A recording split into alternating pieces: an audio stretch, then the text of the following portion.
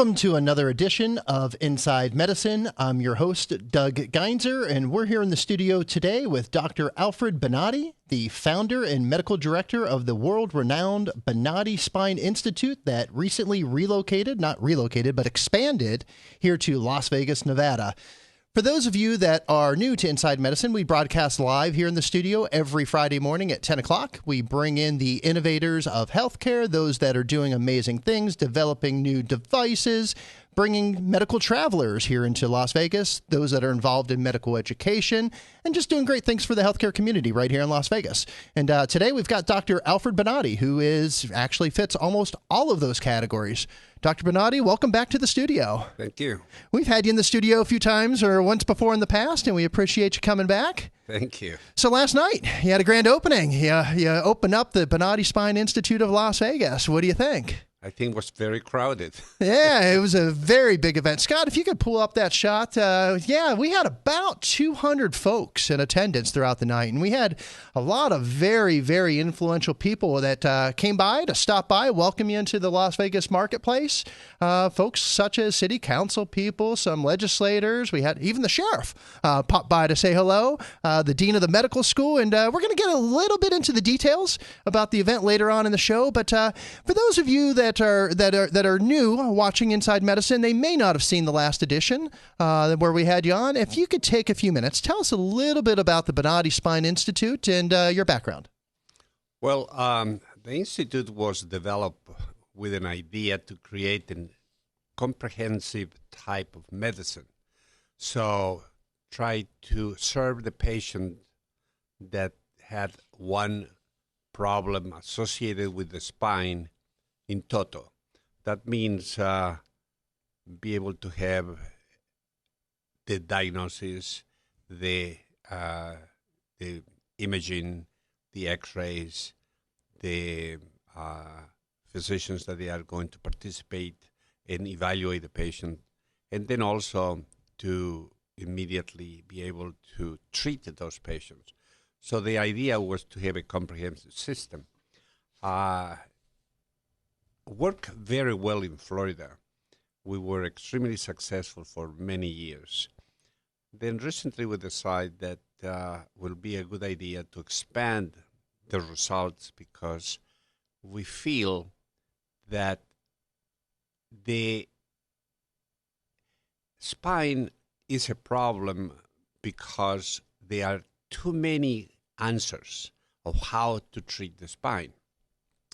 When you have too many answers of how to treat one problem in medicine, that means the problem is not really being corrected. That means they are testing if this will be better or that will be better. We developed something that is very exclusive. We have around 98.75% of patient satisfaction. That's unheard of. That's amazing. In spine is amazing. And in medicine is amazing. If you go to a doctor, even today, and you ask, is this procedure is going to help me? And can you guarantee that the procedure will help me? The doctors will always say, no, we cannot guarantee a procedure because the body is totally different from one person to another one. Although anatomically is equal and similar, but the psychological reactions, the aging of the patient, the sex of the patient, all these things make the physician very uncomfortable to say this procedure will be successful in 90% of possibilities. We went beyond that. We developed a procedure that is successful almost 100%. That's amazing. Yes. And so how many of these procedures have you done over the years? Well, we have more than 55,000 procedures performed at the Institute. So the experience of the Institute and the surgeons' experience at this facility are enormous. That's huge. We're so proud to have the Bonati Spine Institute expanding right here into Las Vegas. So why Las Vegas? Well, we had a institution in Florida that practically serve the northeast part of the country. Very seldom we see people coming from Washington State or Oregon, even California, because the distance. Sure. I imagine with a back pain that nobody wants to get on a plane for 5 hours when they're in excruciating pain. Yeah. And at the same time, they're not really very aware of their results because we don't have relationship with those states. Then it's difficult for the people that they are living in those states to really have information about us. Sure. So takes a long time to travel. Takes very much expensive to travel, and some of the people are people that they are working, so they cannot take 2, 3, 4 weeks of free time to treat themselves.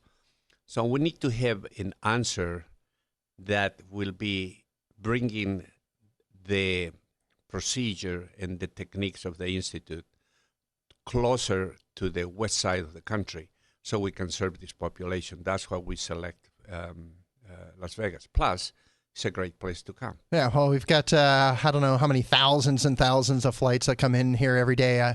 Last week, they just announced our numbers, for our tourism numbers for 2016, and I believe it was 42.9 million visitors. Oh, my God. Came to Las Vegas. Almost 43 million people came here last year, which is unheard of. And they fly from every country in the world and every state in the union right here. So you're going to have access to that pipeline, which I think is huge. Yeah, when I was talking to you yesterday, you said something that never crossed my mind. You said that we practically create or develop the initial stage of touristic medicine. Medical tourism. I think you're the godfather of it. I look and I go, back then it wasn't called medical tourism. People were just traveling for the best care that they could find, and that was you. Yeah. We serve in that way, but I never put my mind in that type of a concept till you talked to me yesterday. So the concept that you are saying that you have 40 million people coming here, if we have a good service, we will also capture some of that population because they will be curious to see in Las Vegas, not only to come over to have an entertainment that they're looking for, but at the same time to seek health care. So, for those folks that are new to joining the show, about 3 years ago, we started on the journey about 5 years ago. And then about 3 years ago, we wrote a regional strategic plan for medical tourism. Scott, if you could throw up just a thumbnail of that plan. We just published the 2-year study or the 2-year accomplishment report. And a lot of that is how do we position Las Vegas to become the world's most globally recognized destination for health and wellness travel. And I think attracting the Bonati Spine Institute here is a huge feather in our cap for the state of Nevada. And if you look at the plan, this was co-authored by a lot of folks. We had the Las Vegas Convention and Visitors Authority, who is ultimately responsible for 42.9 million people coming here last year. The UNLV School of Hotel Administration, who they are developing curriculum and research around the area of medical travel. Then we also had the Las Vegas Global Economic Alliance, which is looking at this as an economic development initiative. It's every time one of those patients flies out here, they're on a flight, they're staying in our hotels, they're creating jobs in the area. And then the Governor's Office of Economic Development. We know Governor Sandoval is very supportive of all of our medical tourism efforts. He's very proud, I'm sure, to have you in the state of Nevada and attracting these people out here. So, but I looked and I said, gosh, here's a guy that's been doing medical tourism since the 1980s. It wasn't even called medical tourism back then. Tell us a little bit about the population base that comes to the Florida Institute. I know they come from all the states and a lot of different countries, but touch on that a little bit if you could. Well, medicine started to change in the 1980s. Great amount of corporations that to acquire hospitals and clinics, and then they shelter their doctors on those type of conglomerates. So doctors in the past, they were able to relate to physicians for a referral system all over all over the state or all over the city. And then friendship and interaction between the physicians create a confidence. So the physician was good, the results of that physician was good. So then the doctors refer the patients one to the other one in a symbiotic mechanism. But when they start to create this amount of shelter institutions, like, for example, hospitals that they just acquire doctors, then the referral system change. And when the referral system change, I thought, and I said, I have the whole country. Mm-hmm. I don't need to serve Florida. I need to serve whatever can come to me. And because the product that we had at that time was initially the first birth of minimally invasive surgery. Now, that birth was very attractive to the people because they thought, I don't want to have an incision of 6 inches on my back. I really am interested to see if they can solve my problem with an incision of half an inch. Mm-hmm. So that was enough to attract people.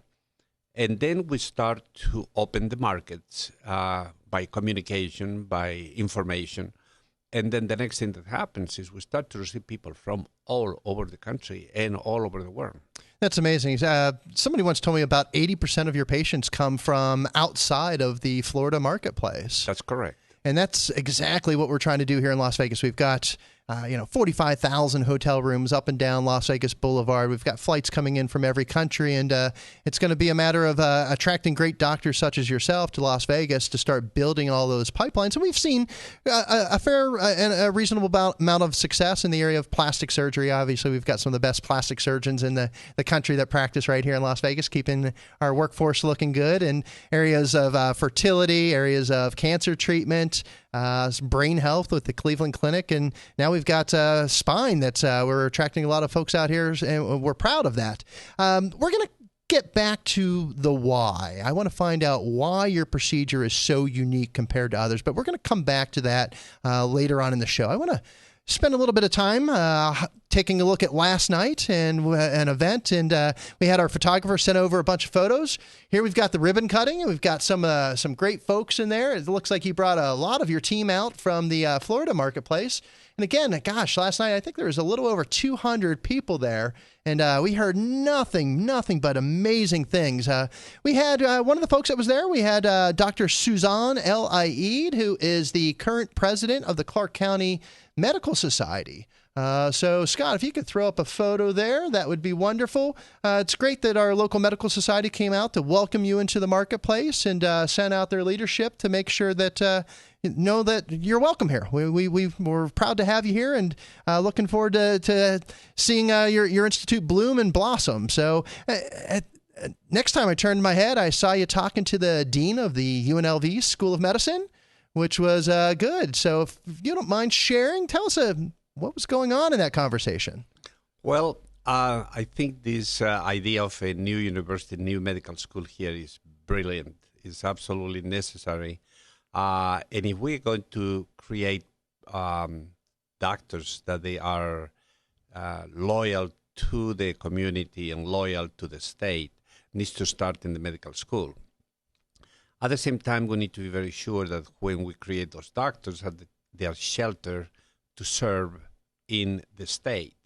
And to do that, we need to have opportunities. We need to have corporations, or we need to have institutions that they are going to offer good jobs to these doctors. Otherwise, they are going to migrate. And once the physician migrate from the state, they don't come back. Sure. So once you establish a practice, very difficult to move.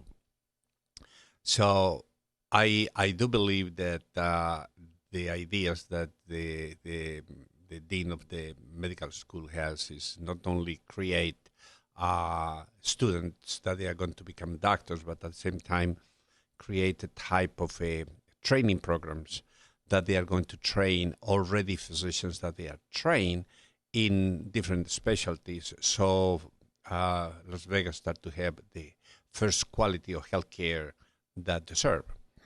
One of the things that I am very enthusiastic, and I discussed with her a little bit, very short, but enough to be able to see which direction she is thinking, is to create a fellowship for the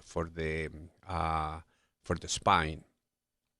Creating a fellowship for the spine is very important because it's going to get doctors trained in the techniques that I have to that level that they are going to deliver then a tremendous amount of good results in patients that they are going to work in this area.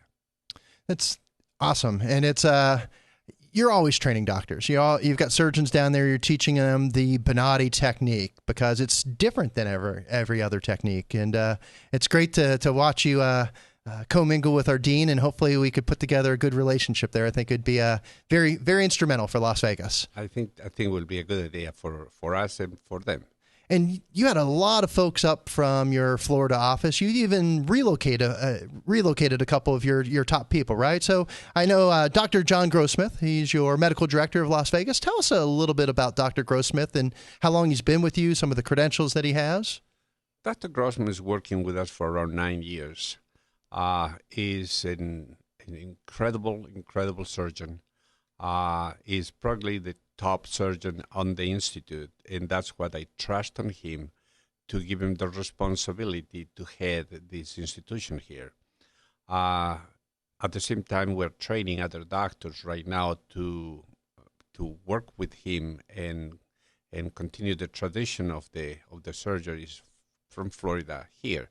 So we will bring around 4 neurosurgeons to the Institute here, and we will bring also anesthesiologists and general practitioners so we can serve the patients completely.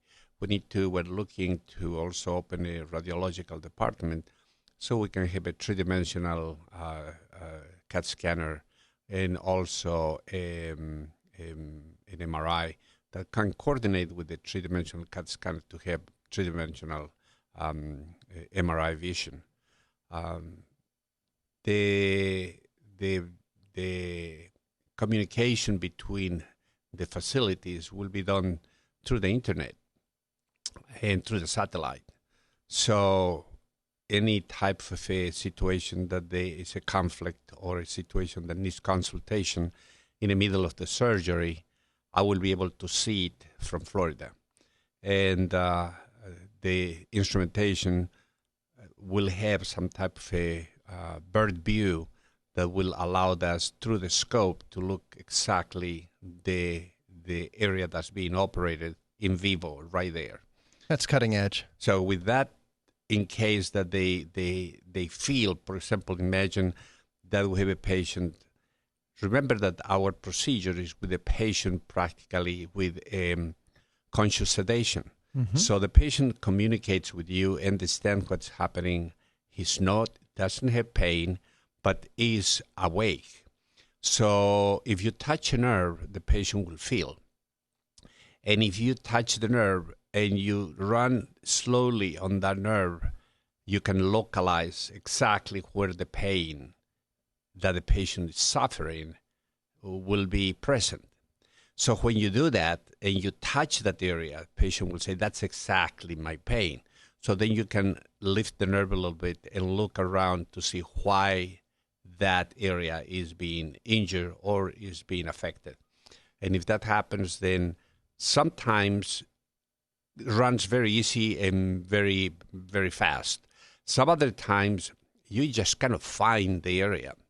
So in those circumstances, they are going to communicate with me, and I will guide them to see, look here or look at the other one, do this or do that, so we can pinpoint exactly and solve the problems for the patients. Yeah, so you jumped a little bit ahead, and I like that. So I wanted to, we're now into the why of the procedure, and the conscious IV sedation is something that's unique. The patients there, they're awake, they're collaborating with you, telling you where it hurts, how it hurts, and tell us a little bit about that. Well, let me tell you, this was a real fight. when you develop something, when you are a pioneer on anything in the world, you always have two forces. You have you trying to impose your opinion and your techniques, and you have the opposite, the opposition, that is the force that is working with a different procedure for years. Mm-hmm. They are being trained at the universities. They live with that procedure. They create their constituency with and educate their surgeons with that procedure. So it's a big fight.